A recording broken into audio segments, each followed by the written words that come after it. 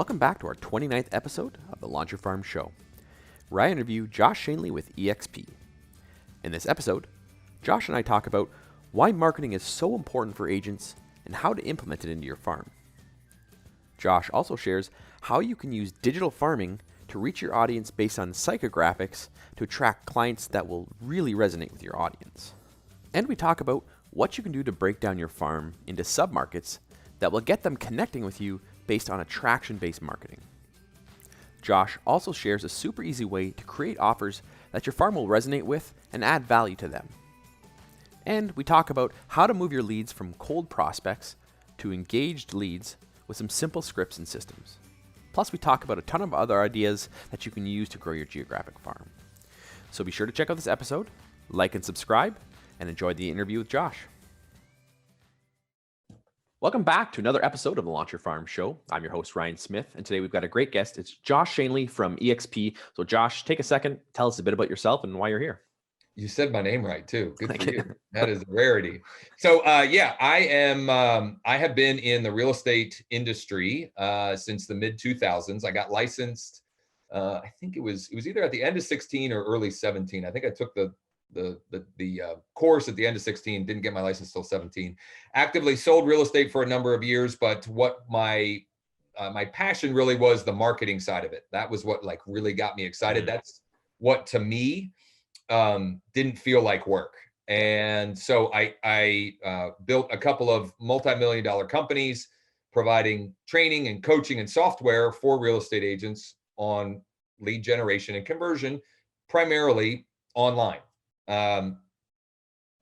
Got, bored, was feeling disconnected and not as relevant in the space. And so, started kicking around the idea of reactivating my license and putting into practice what I was sharing and teaching and coaching and what I even had written a book about.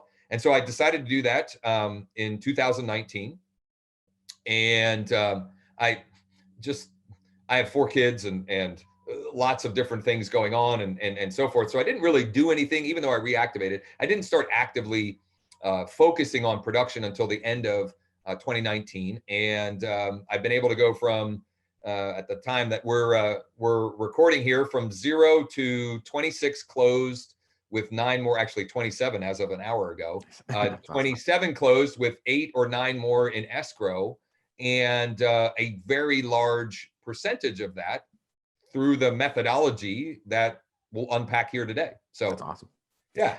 I've been following you since the Reticulous days, so I know that's right when I on. first connected with you. So you've had some really cool stuff, and you've been innovative, and you've really grown over the years and added in some really neat stuff. So let's go back to that beginning stages. So when you kind of got started and how that looked like for you getting into the marketing side, because I think it's important for people to see that, and I think it's important for agents to understand why marketing and why it's important. So why'd you do that? So one of my fundamental beliefs in business is no matter what business you're in, the reality is you're in the marketing business, right? Yeah. Your business is to market whatever that is, whatever that service is, whatever that widget is.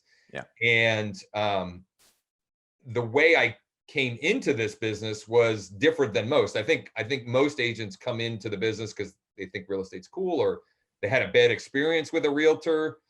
I came in because I was I started as an investor, and B, I actually, the reason I got licensed was to implement a marketing program around building a real estate practice.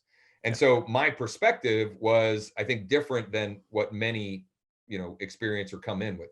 So I had taken some marketing concepts that were working offline and just started doing them online.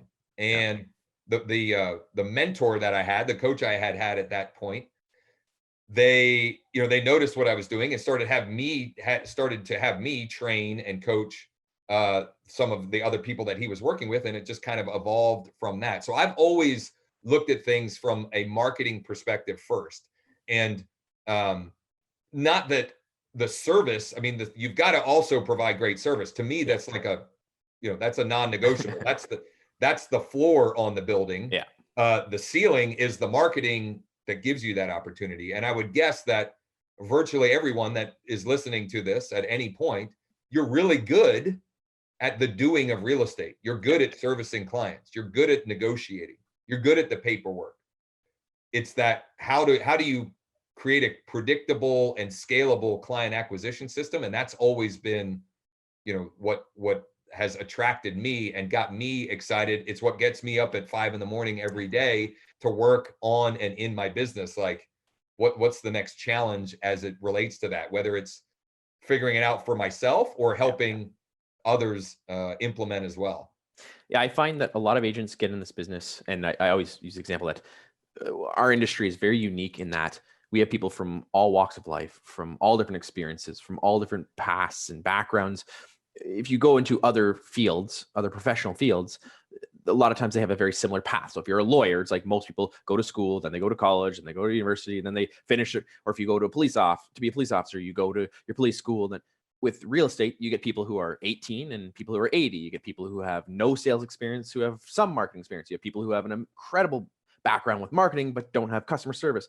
So you get so many different people, and marketing, in my opinion, is one that a lot of agents don't come with. They don't come into the industry with that experience, and they struggle. And that's where I think someone like you and I, who love marketing, can help agents. Yeah, that's a great point. I never really, I probably heard that before, but I never thought about the fact that it's like so diverse. But the reality is, the stuff you take to get your license, that is not going to help you sell houses. Like, it's just not.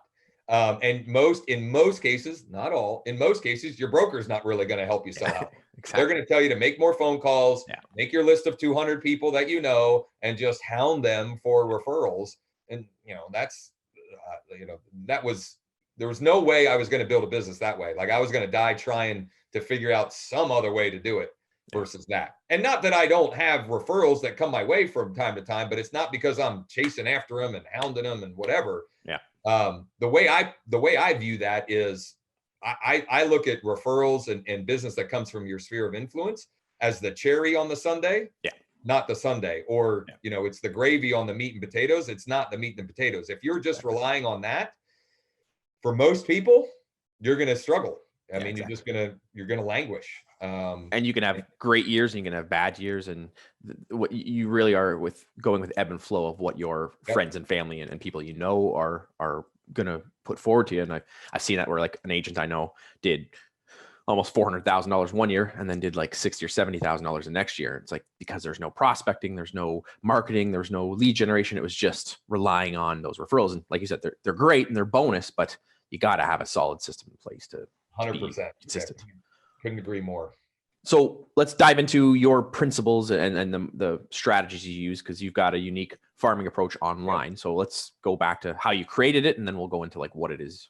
How I created it was just born out of looking at what works offline, farming a specific neighborhood or a specific subdivision, things of that nature, and how do those principles apply online, and how can you do it in a more efficient and effective way, and in a way that is maybe not as costly and I've always just skewed online. I've always been fascinated with the internet. So if you look at digital farming, let's say, the unique thing there is, instead of targeting just a geographic area, you could take a geographic area and make your farm also have psychographic components. So people that, I don't know, are dog owners, people that have kids that play sports, things that, that are, things that you can relate to and would make you relatable to those potential clients and have you naturally building rapport and relationship. And you can spread out over. So for example, in my market, traditional farming is not really effective, because we don't have neighborhoods or subdivisions that have the type of volume and the type of turnover that makes it cost effective to do farming in the sense of farming. So the way I farm is I farm my county.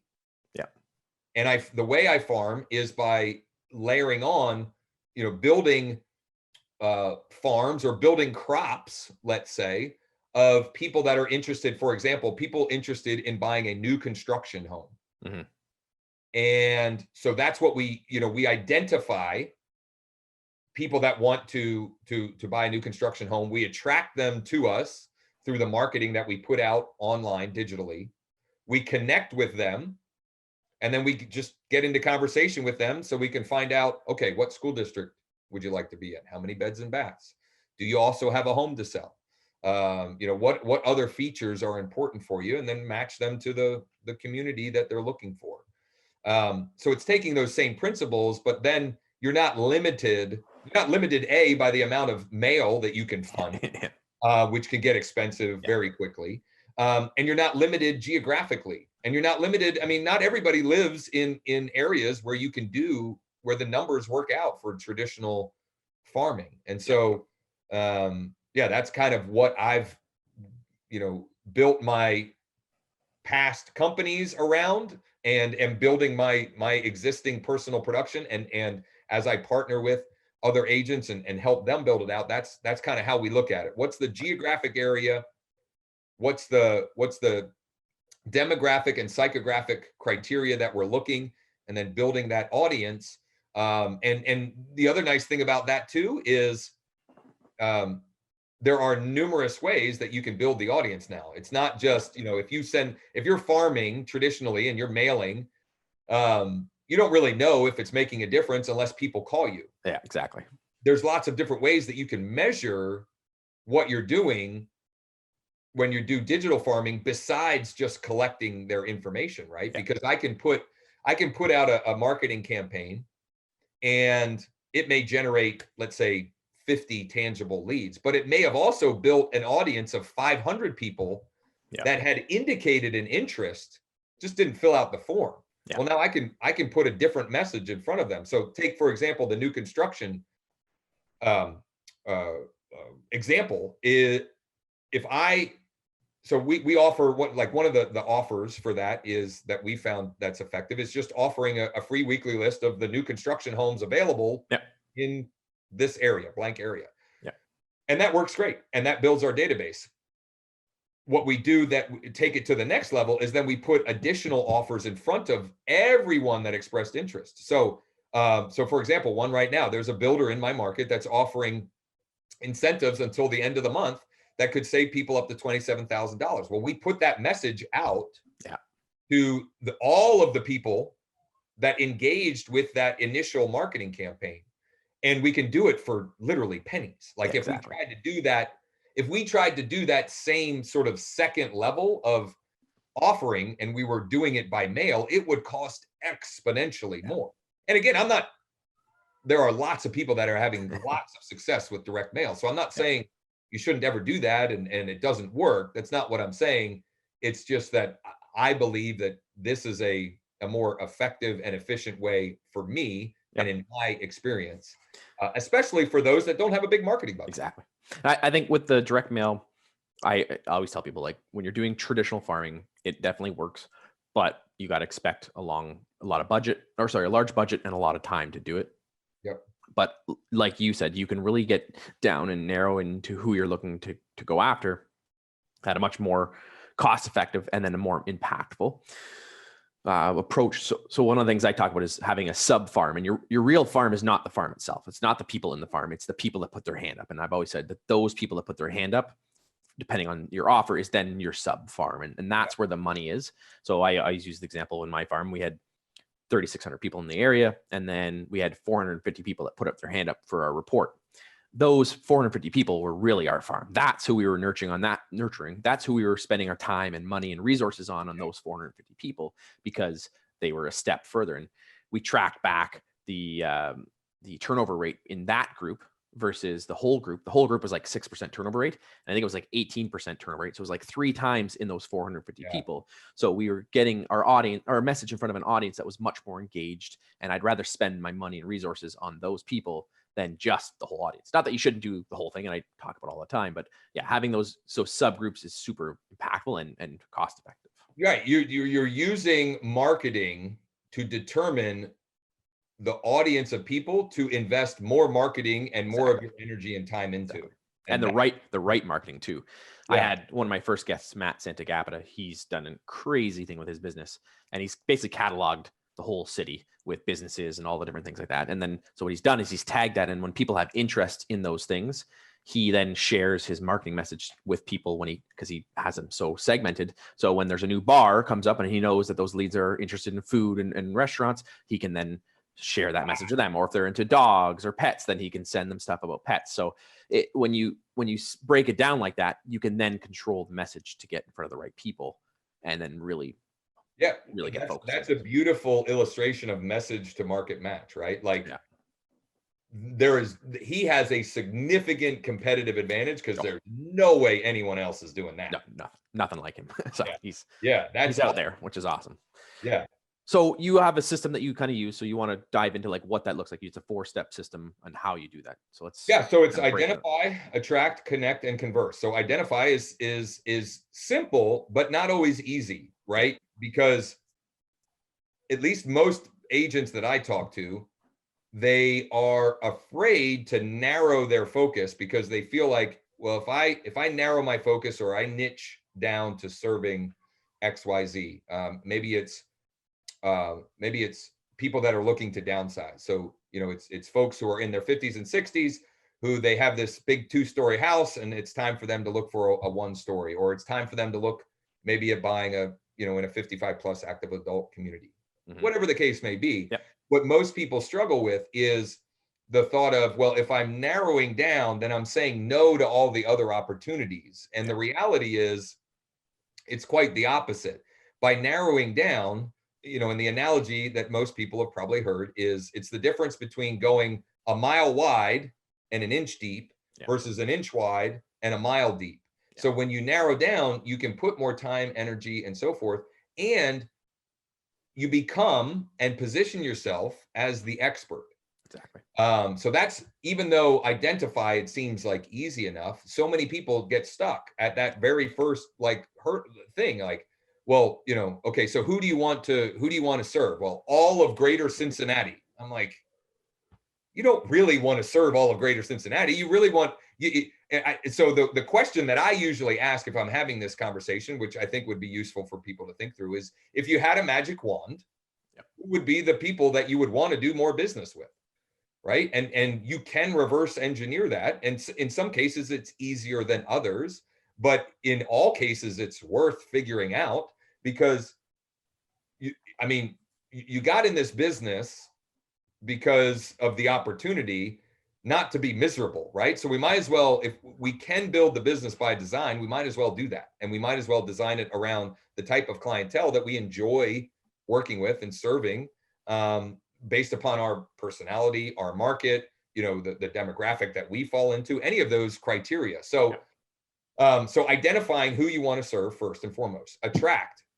What are you going to put in front of them from a marketing perspective to get them to connect with you, which is step 3. So it can be as simple as, putting an ad in front of them that says, would you like to check out all of the new construction homes available right now, including, properties that qualify for special financing programs, et cetera. So you can do some things we like to do things in our marketing messages that would repel the absolute tire kickers and looky-loos, and would increase the buying intent. Right?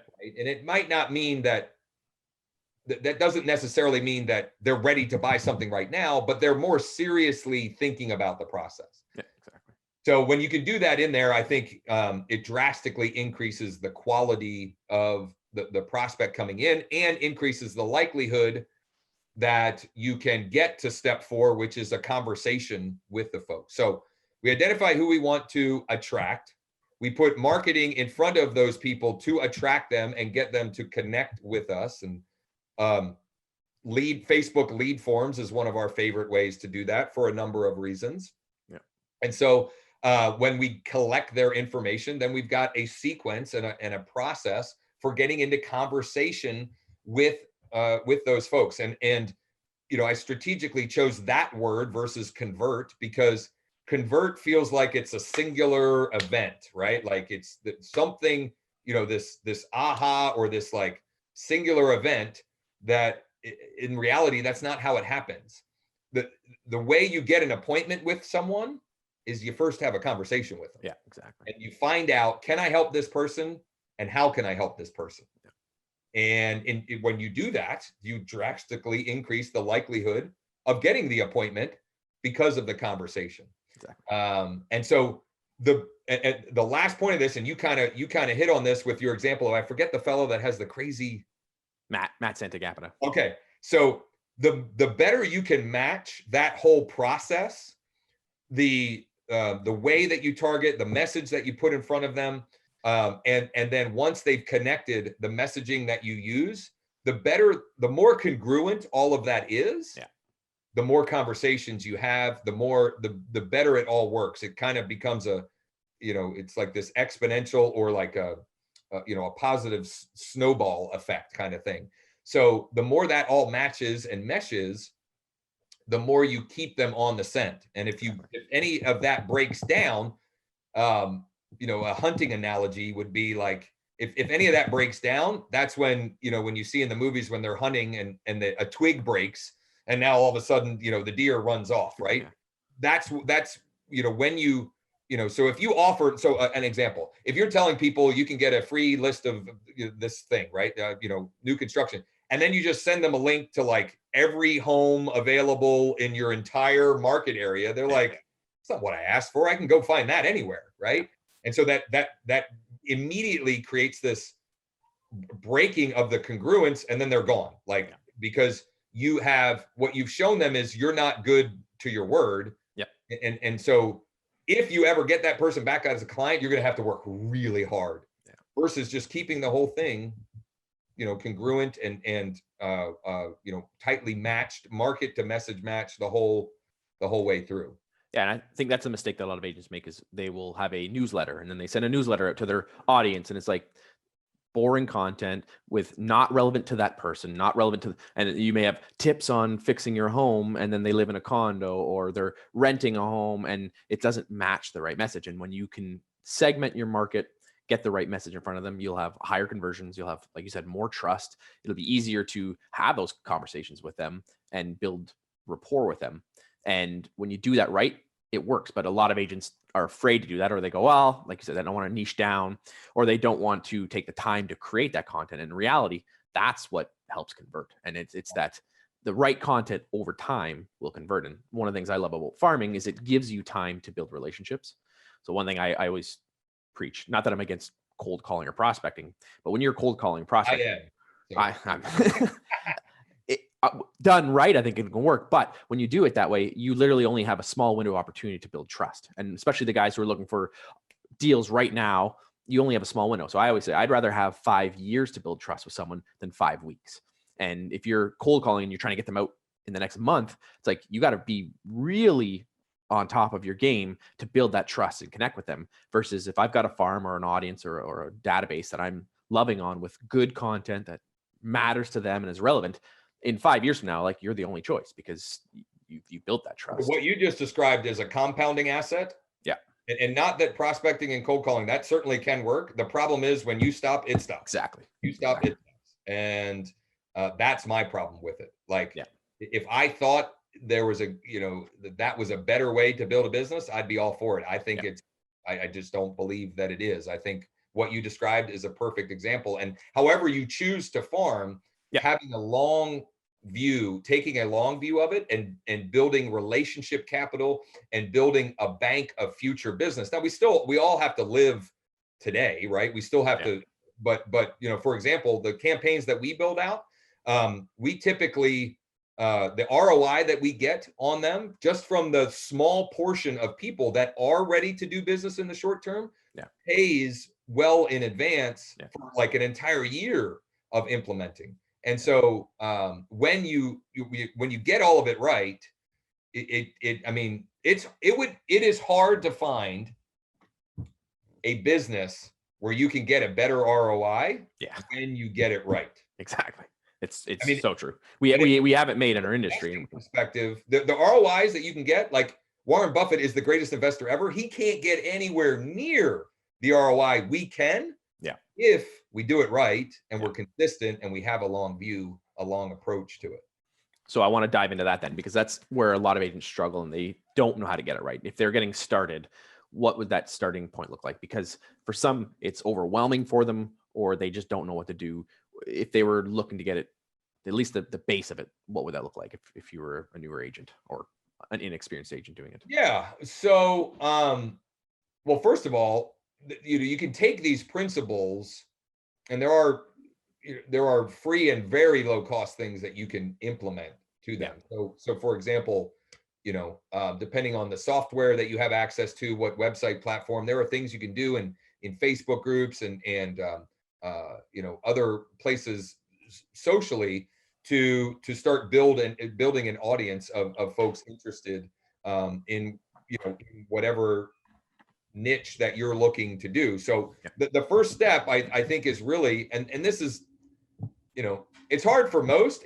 I would say for new people, because it could be scary and not knowing, the unknown, but really choosing that niche. Who am I going to serve? Right. I heard a great example today. I was listening to, I can't remember what podcast I was even listening to, but it was a younger fella who, a younger agent who they bought a property. I think it was a duplex or a triplex or something like that. And they were going to live in one. And all they did was they told that story of, how they were getting started.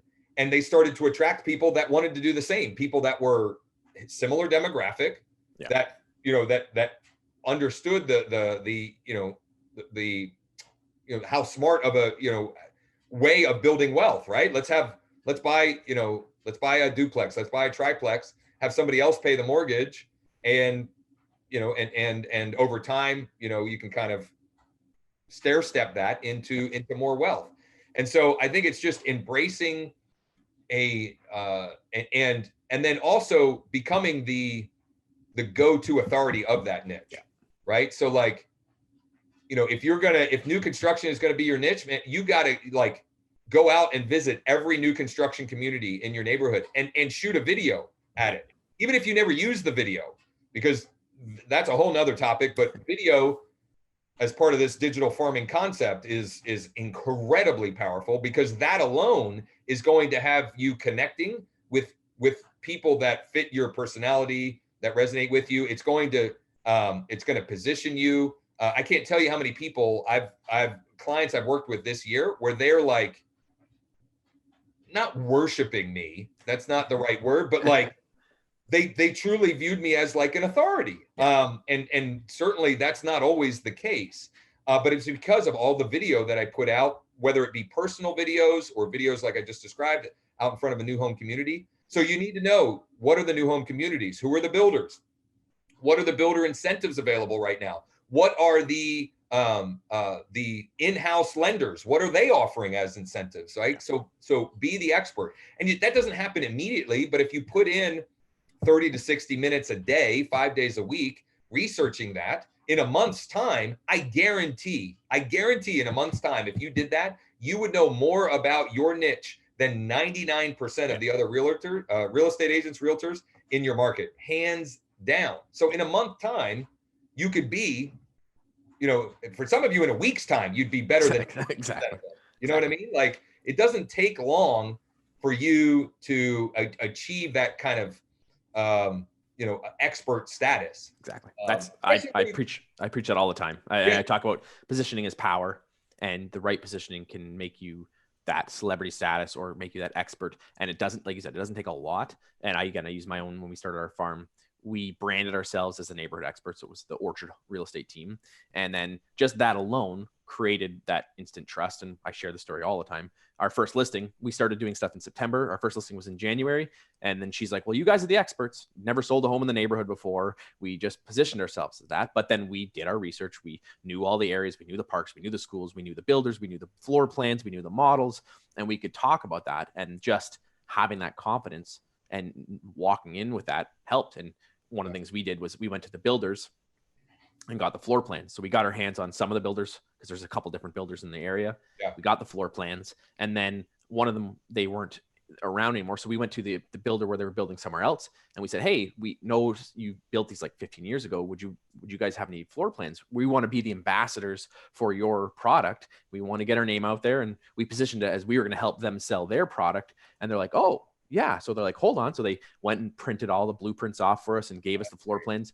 And we were the only ones that had that because no one else had that. And when we'd go to a listing appointment, we'd walk in with the floor plans and be like, okay, so you guys have the Empire model. It's 1,356 square feet. And oh, you have the elevation A, and the houses was 15 years old. And that alone blew the seller away because it was simple and it just took some time to do some prep work. So, and there's all different ways that you could emulate that in your market, right? Yeah. I mean, there's infinite number of ways. And the other thing to keep in mind is you guys clearly were the expert, but it doesn't take long to be the expert among realtors and real estate agents. Yes. But it's even shorter to be the expert versus the consumer. And I don't mean versus the consumer, in comparison to the consumer. Like the knowledge that we have about financing options and things like that, that is like most agents or most general consumers, they have no idea what those options are. Like they have no sense. So, it doesn't take much to be the expert. And the thing I love there was you started by announcing yourself as the expert, and then got to work making yourself the expert. Yeah, exactly. And I, like you said, you could do that with anyone with various ways of doing that. If you're the new builder, you said, here's the things. If you're doing condos, okay, what do you need to know about the condos? What do you need to know about the rules in the condos and the floor plans and the models and like what's happening in the area, or if it's community involvement. Like there's so many different ways to be that expert that it becomes almost overwhelming too, because there's so many options, but it's just, you got to start and then just start being that, position yourself as that expert. Yeah. Pick something and do it. I mean, it doesn't mean you're married to it forever, right? But just get moving, right? You can't steer a parked car, right? Like get it moving and then figure it out on the way. Exactly. So if people are looking to do online ads, obviously you mentioned Facebook, what other strategies have you been using that's working for you, or where do you see things going? Yeah, Facebook and Instagram there's still massive opportunity there, especially when you embrace some of the other things that we talked about, niching down and messaging, and also layering on campaigns, retargeting and all of that. YouTube video ads, massive opportunity. You can position yourself like a celebrity in no time for very little investment on YouTube ads. I mean, you can plaster yourself everywhere in your local market. And YouTube is pretty much like TV now. So like when you're doing that, people they equate that to you being on the television pretty much. And in some cases you can be, depending on your market, you can be. Google ads still work. That's definitely a more technical process to really get it right. But that's still a great platform and opportunity. But for me, like Facebook and Instagram, they're still the champ. As long as you're not doing Me Too stuff, as long as you're not doing what everybody else is doing. Exactly. And I think that's a great point, because that's where people look into it and say, well, I can't do it. The market's flooded. And when you get into your niche, as a Canadian, we call it niche. Yeah. If you get into your pocket, then that's where you can create that much more opportunities, and you're not flooded by everyone else because you're the only one doing that. I just had Brandon Town on. He's an EXP agent as well. Yeah. And we were talking about his system and what he does. And then I was mentioning to him about using Facebook groups and why I think that's such an awesome tool, because you already have these hyper local groups that are geared around your neighborhood, whether you set it up or someone else has already set it up, and you can really get in with the local market. Because I know with Facebook ads, it's changed. And within Canada, we just literally a couple of weeks ago just followed the suit with the American. Oh, I didn't even know that. Yeah, December 3rd, I think they carried that over. So now we have that 15-mile radius, and we can't use age and demographics and stuff like that. But you can create Facebook groups, and you can run Facebook groups to your neighborhood, to your farm area. And I was talking about how like that's a huge untapped market, and agents aren't using Facebook groups. And it's like such a great resource if you do it right. But you got to take that leap and get started and do it. Yeah, no, that's a great, I mean, that's a topic for another show, but that is a great opportunity to build another audience asset or database asset. That's its own, you don't own it. That's the only, certain part. Facebook owns it, but it doesn't mean there's not opportunity there, and you can use it to then create data that you do own by people,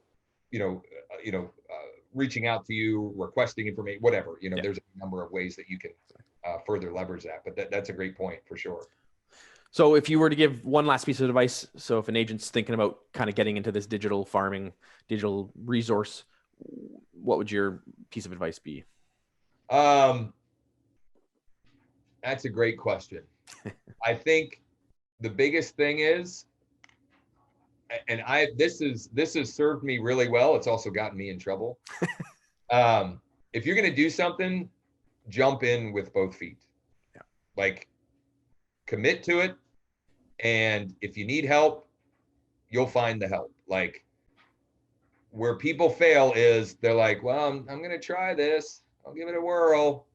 Yeah. And, there are, we already talked about this. There are a ton of different ways for you to build your business, and all of them may be right for you. Yeah.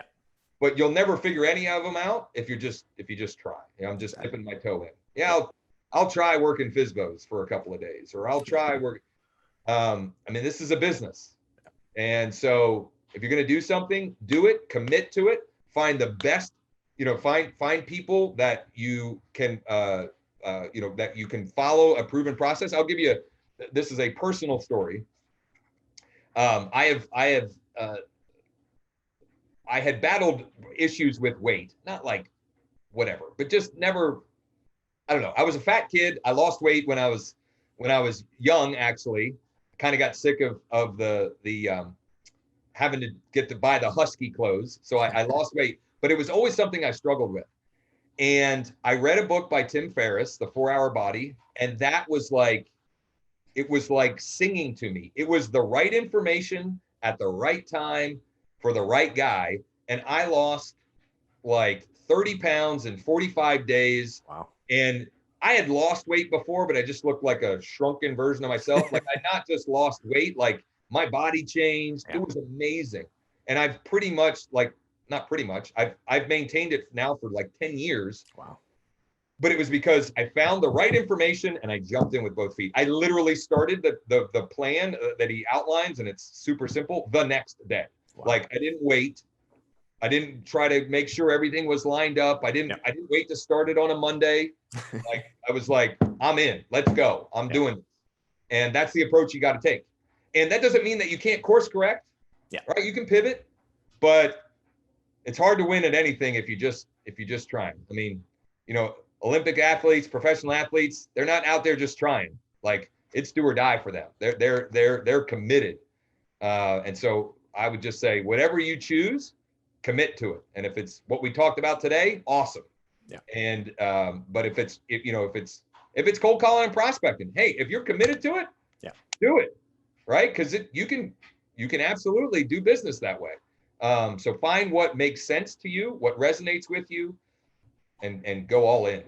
That's awesome. That's great advice. I would mirror that exactly.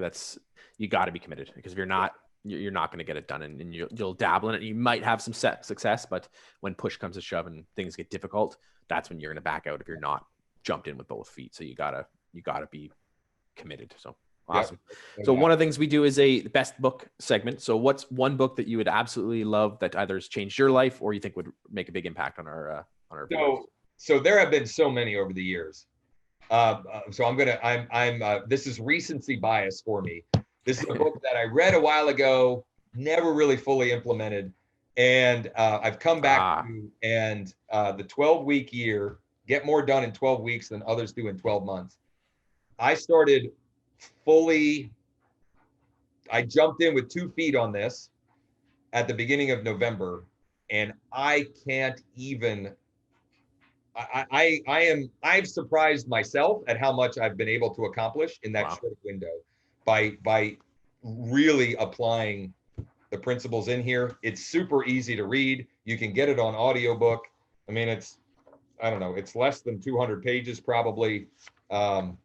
And I think it has application and value to everyone that would possibly listen to this. That's awesome. It's on my short list of books I got to read. I haven't got to it yet. I have a lot, but I have to. Listen, that's definitely a good book. Here, so I would challenge you, take the next week and dig into it and try to implement it in the next change of month or whatever. Yeah. Dive in. It'll change your life. Awesome. That's great. That's great. Yeah, great suggestion. So what's if people want to connect with you, find out what you're up to, what's the best way for them to do that? Find me on social, my personal Facebook profile. I have one for my local production, a page for my local production. I also have one for coaching and training. You should be able to find those on Facebook. I'm on Instagram, but I'm not huge. I need to. It's one of those things where I've been meaning to get more consistent on it. It's just, you can only do so much. You can't jump in with both feet if you got your feet somewhere else. So yeah, and if you Google me, you'll find me. And certainly, if you have a question, if you want some help or you want whatever, you can call, text, email me. I'm happy to help, and I'm an open book for anybody who's interested. Awesome. Yeah, you're a wealth of knowledge. You got a lot of experience, so that's awesome. So we'll put that in the notes so people can check that out. Other than that, really appreciate you being on here. Thank you for sharing your story and for sharing your message. And I know our listeners will really resonate with that. Awesome. Well, I appreciate the invite, and I had a great time. Awesome. Thank you. Thanks for checking out today's episode. If you'd like more videos like this, be sure to like and subscribe to our YouTube channel. Check out our Facebook page and our other social media channels. Looking forward to bringing you more great content like this, and happy farming.